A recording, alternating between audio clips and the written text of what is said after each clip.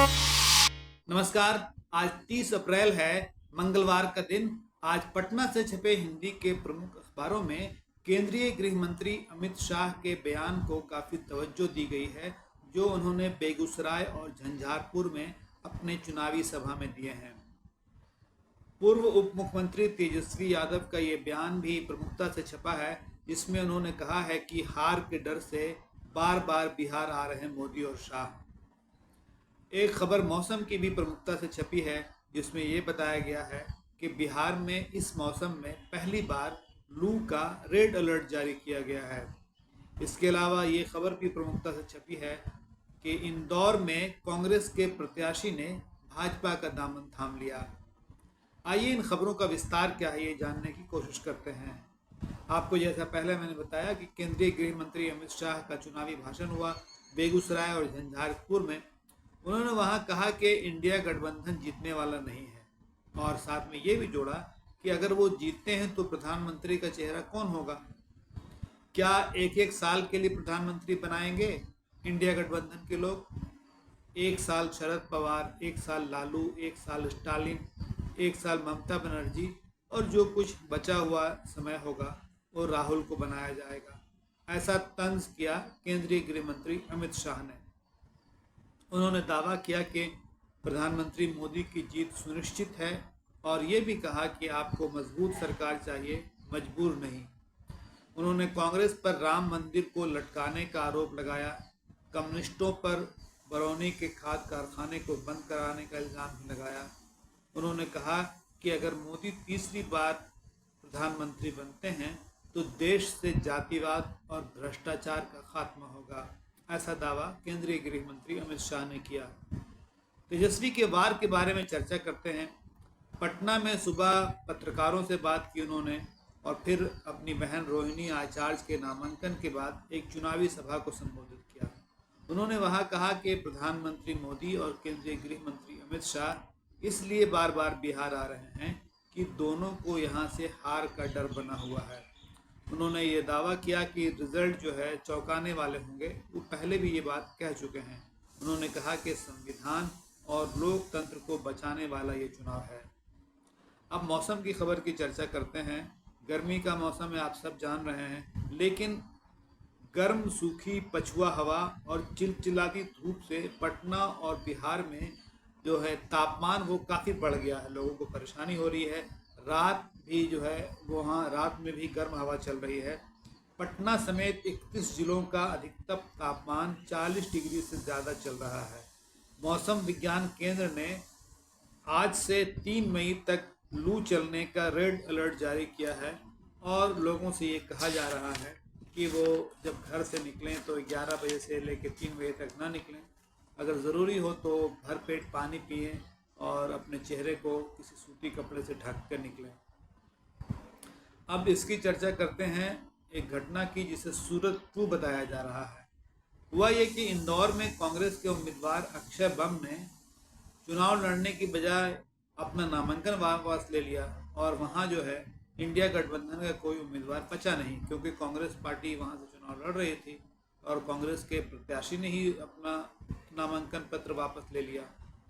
तो और ये भी कहा जा रहा है कि वो भाजपा में शामिल हो गए। बल्कि ऐसी तस्वीरें हैं जिसमें मध्य प्रदेश के जो मुख्यमंत्री हैं भाजपा के, उन्होंने जो है उन्हें गले लगा रखा है। तो ये माना जा रहा है कि वो जो है उनके भाजपा में शामिल होने के बाद की तस्वीर है। इस तरह की ये दूसरी घटना हुई है। आपको मालूम है कि पहले सूरत में प्रस्तावक मुकर गए तो नामांकन रद्द हो गया, और उसके बाद वहाँ के कांग्रेस प्रत्याशी भी गायब मिलने लगे। बाकी जो उम्मीदवार थे उन्होंने नामांकन वापस ले लिया, और वहाँ जो है भाजपा के उम्मीदवार निर्विरोध चुन लिए गए। और इस तरह से इस चुनाव में बिना चुनाव हुए भाजपा का खाता खुल गया, और वहाँ से एक उम्मीदवार उनका जीत गया। अब इस स्थिति में जहाँ जैसा इंदौर में हुआ है, फिर वही हो सकता है कि या तो भारतीय जनता पार्टी को आसान जीत मिले या निर्विरोध वो चुनाव वहाँ से जीत जाए। इस बारे में भास्कर ने बताया कि एक 17 साल पुराना मामला था। इसमें 4 दिन पहले हत्या के प्रयास की जो धारा होती है 307 वो जोड़ दी गई, और इस मामले में 10 मई को उन्हें पेशी के लिए बुलाया गया। ऐसा माना जा रहा है कि ये ये जो हत्या के प्रयास की धारा जोड़ी गई, उसके बाद जो है कांग्रेस के उम्मीदवार अक्षय मम दबाव में आ गए और उन्होंने भाजपा में शामिल होने की हामी भर ली। अखबार के अनुसार एक सप्ताह से भाजपा नेता उनके संपर्क में थे। सीएम मोहन यादव से भी उनकी बात कराई गई थी और उसके बाद ये सब कुछ हुआ। अब हम अन्य खबरों की चर्चा करते हैं। भागलपुर के कहलगांव में रात 11 बजे गिट्टी लदा एक ट्रक जो है उसका टायर फट गया। टायर फटने से हुआ ये कि वो ट्रक जो है स्कॉर्पियो को पलट गया और वो स्कॉर्पियो एक बारात पार्टी का हिस्सा थे और उसमें जो है सवार 6 लोगों की मौत हो गई, 2-3 लोग और उसमें घायल हैं। अब हम नीतीश कुमार के एक भाषण की चर्चा करते हैं जो उन्होंने मधेपुरा, खगड़िया और अररिया में अपने चुनावी भाषण के दौरान दिया। उन्होंने कहा कि उन्होंने विकास के साथ सामाजिक भाईचारे का माहौल बनाया और उन्होंने 2000 पहले से चुनाव के पहले के बिहार की भी चर्चा की। मशरक के पूर्व विधायक तारकेश्वर सिंह को व्यवसायी हत्याकांड में उम्र कैद की सजा सुनाई गई है। इस खबर को भी सभी अखबारों ने अच्छी जगह दी है। ये मामला 1996 का है। MP MLA कोर्ट ने ये सजा सुनाई है और उन्हें हिरासत में लेकर मंडल कारा छपरा भेज दिया गया। अब चर्चा करते हैं कर्नाटक के सेक्स स्कैंडल का।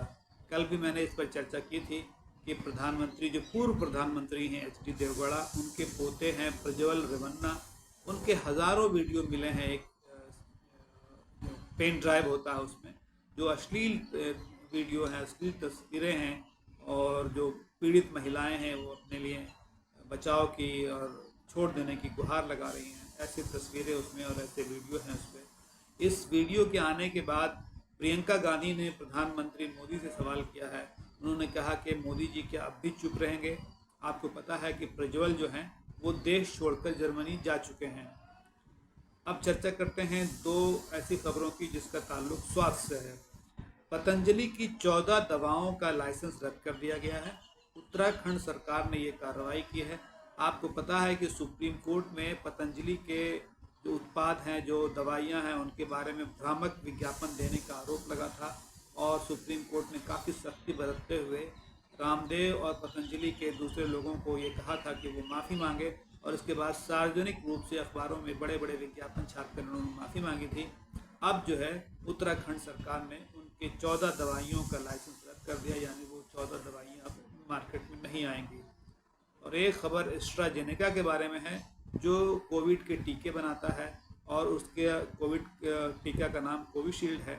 अब इस कंपनी ने माना है कि कोविशील्ड के टीके की वजह से थक्का जमने की समस्या हो सकती है और इस थक्का जमने से ब्रेन स्ट्रोक होता है, दिल का दौरा पड़ जाता है। ऐसी आशंकाएं हैं।